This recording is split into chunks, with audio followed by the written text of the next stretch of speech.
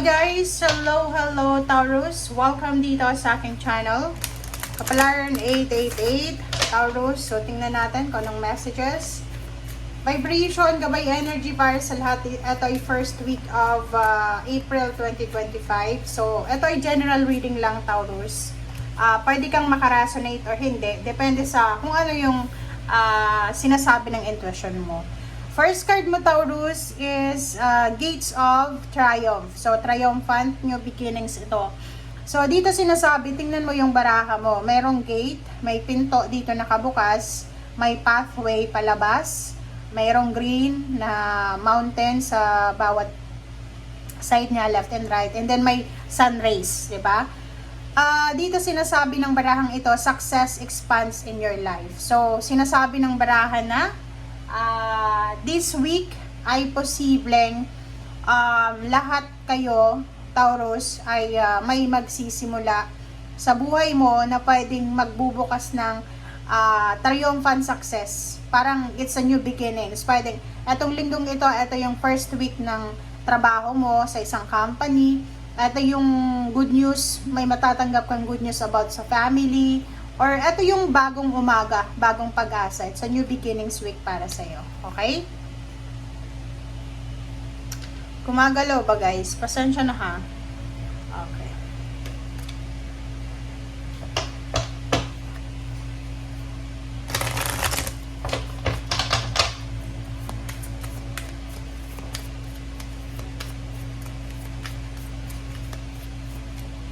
Okay. Next card is Door to Spirit. So, it's number 32.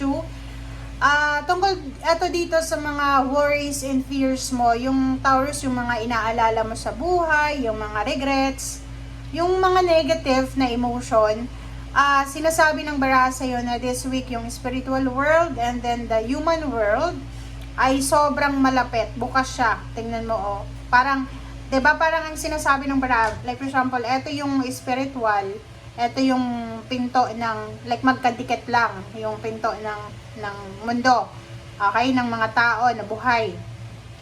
So, sinasabi sa'yo na sa linggong ito ay bukas ito. So, yung mga worries and fears mo, ibigay mo yan lahat sa Panginoon and lift everything sa Panginoon. And then yun, parang sinasabi na may pagkakataon tayo sa linggong ito para alisin ang mga worries and fears and anxiety natin. Okay, Temperance. Same with the Capricorn. Yung mga earth signs ngayon, sinasabi na maging mapasensya, maging matipid sa pera, maghintay. Yun yung parang sinasabi ng baraha. Okay, kontrolin ang emosyon. Next card is Page of Wands. So yun, sinasabi sa'yo dito, Taurus, na maghintay ka para sa mga darating. So, yung Page of Wands is all about the future. It's all about the incoming. So, sinasabi, wag tayong masyadong magmamadali. Kailangan natin maghintay. Kailangan natin na magdahan-dahan. Eto, normal to eh. Human being, lahat tayo nakakaramdam. Kahit ako, hindi ako Taurus, nakakaramdam ako ng pagod. Nakakapagod yung retrograde. May retrograde pa tayo until 7 of April. So, pasok pa itong buwan na to. Pasok pa itong week na to. So, sinasabi sir dito na makakaramdam ka ng exhaustion. Na parang drain yung energy mo. Wala ka namang ginagawa, pero pagod na pagod ka. So, dito sinasabi, okay lang. Okay lang mapagod, magpahinga. Kasi wala ka namang magagawa pag pagod ka eh. ba? Diba? And, Chariot, sinasabi ng baraha sa'yo na yun, magpahinga tayo. Kasi after nating magpahinga, doon natin sunod-sunod na makukuha yung victory and success na sinasabi ng Chariot. Kasi yung Chariot is mabilis to eh. 'Di ba? Parang sinasabi, take a rest, maghintay, 'di ba? Maghintay, magpahinga, para pag nakapagpahinga ka na, dire-diretso ka na papunta doon sa success. 'Di ba? So, dito naman, sinasabi ng baraha mo dito na meron kang pinaglalaban, 'di ba? So nakikita ko na you're fighting for something or someone. Dito sinasabi ng baraha sa iyo na sa buhay natin minsan may mga bagay-bagay tayo na dapat nang i-let go. And may mga bagay-bagay tayo na dapat ipaglaban.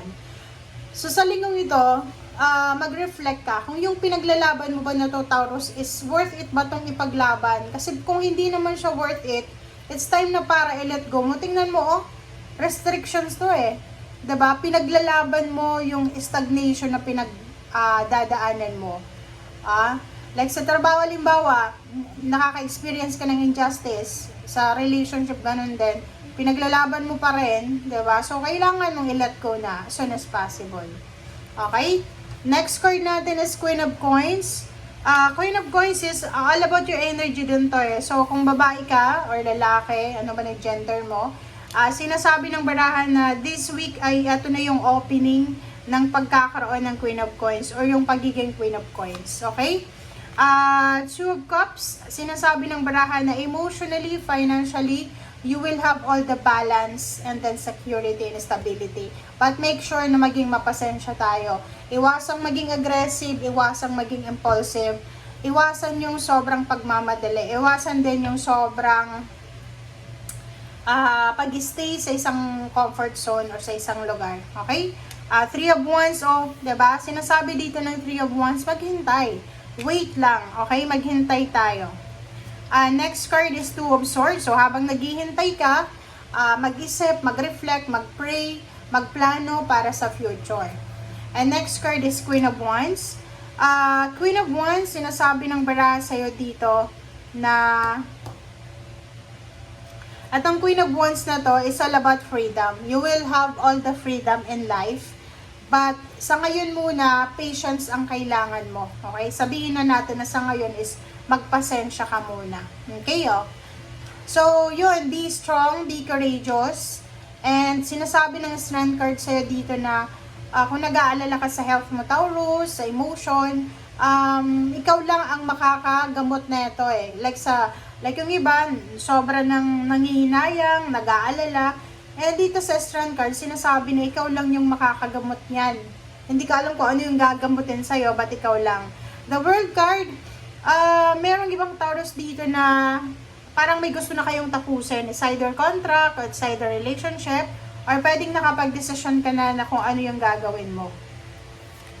Next card is Palace of Cups, emotion, yun.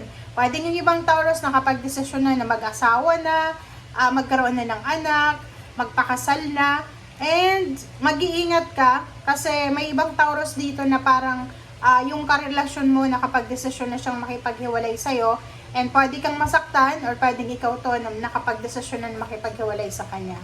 Emperor, yung mga Sagittarius dito, pwedeng kayo ang makaresonate dito. O Case of Triumphant, financially, sinasabi ng baraha, maraming nakahang na trabaho, negosyo, pagkakakitaan, source of financial ang posibleng matutuloy na. Okay? So, you will have all the power, all have the strength and energy para makasurvive or para makapasok ka sa triumphant gates na to. Okay? Thank you guys. Bye!